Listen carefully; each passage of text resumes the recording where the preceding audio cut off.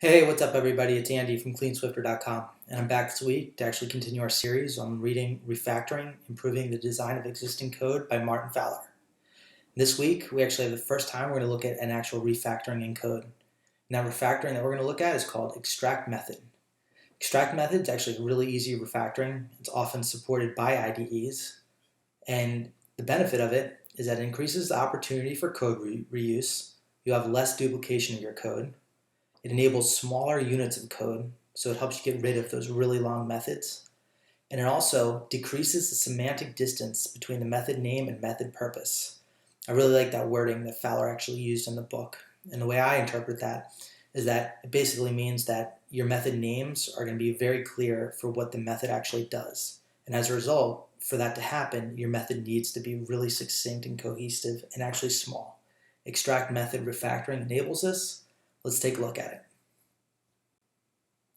Here's a class, account view controller. That subclass is UI view controller. Right here in view did load, some very simple code that actually creates two UI labels. In each UI label, it's going to set three properties on each label: the text color, the text alignment, and number of lines. Now you can see here that it's actually two different labels that it's setting these properties on. But what's in common between these two pieces of code is that the three properties it sets on the label are exactly the same. So this is the prime opportunity to leverage the extract method refactoring. So for extract method, all we're going to do is I'm going to create a new method, and I'm going to call it setup label. And in there, I'm going to actually set a parameter that is the label to be set. And on that label, I'm actually literally going to just take this code, remove it from view did load, add it to this new method that we're extracting, and then down here, call the new method by providing the label.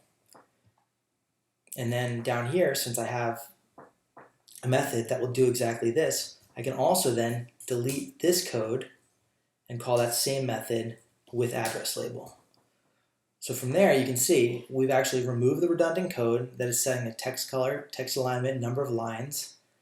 And now down here, I have a dedicated method that actually is named very clearly for what it does, sets up a label. And then from here, I don't need to actually have this code redundant, and I can call that same method by providing each label. Let's make the example a little more complicated. Looking here, we see the similar three lines of code that are in common.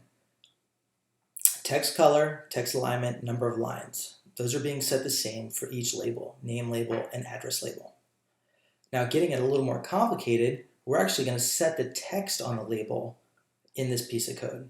So for the name label, we're going to set it to my name, Andy, and for the address, we're going to set it to Philadelphia. So we want to extract a method here that both removes code redundancy while also preserving the ability to actually set these values on the labels. So we're going to start off doing the same thing, create our new method, setup label, and we'll also pass the label in just like we did before, and we'll just start off getting to the same refactoring that we were just at.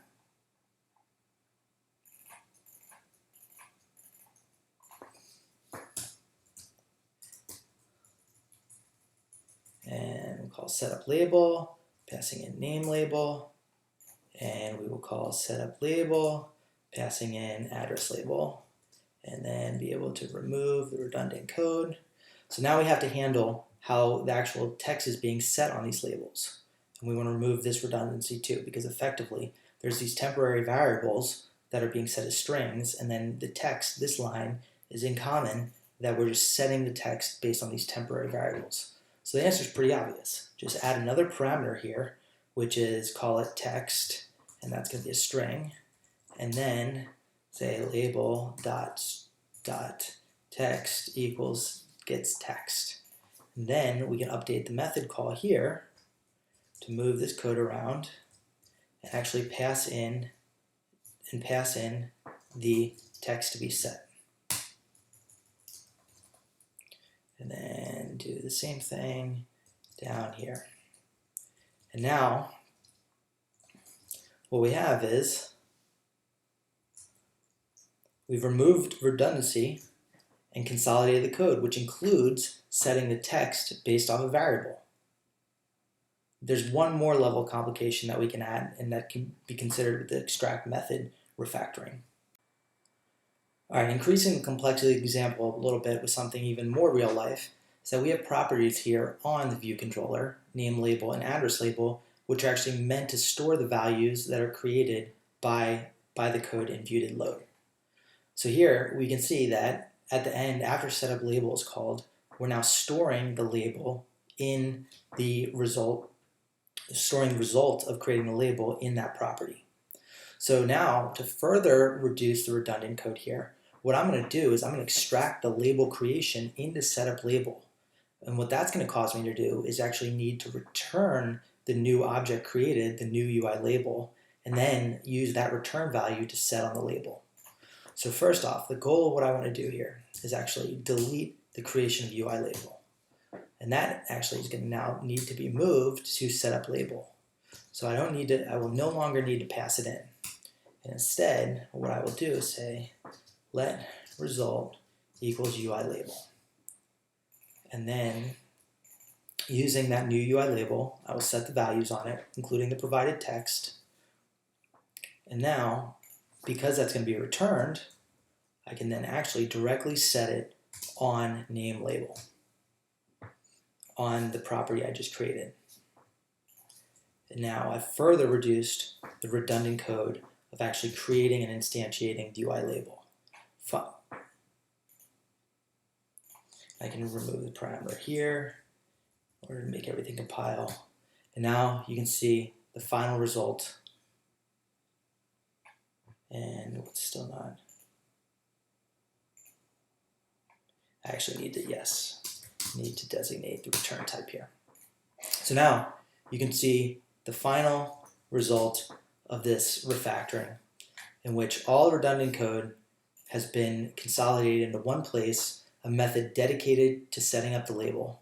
And now in view.load, it reads very clearly that I have two temporary variables that indicate the value of the string that's going to go in the text of the label, and then I call setup label and then assign the value to the corresponding properties.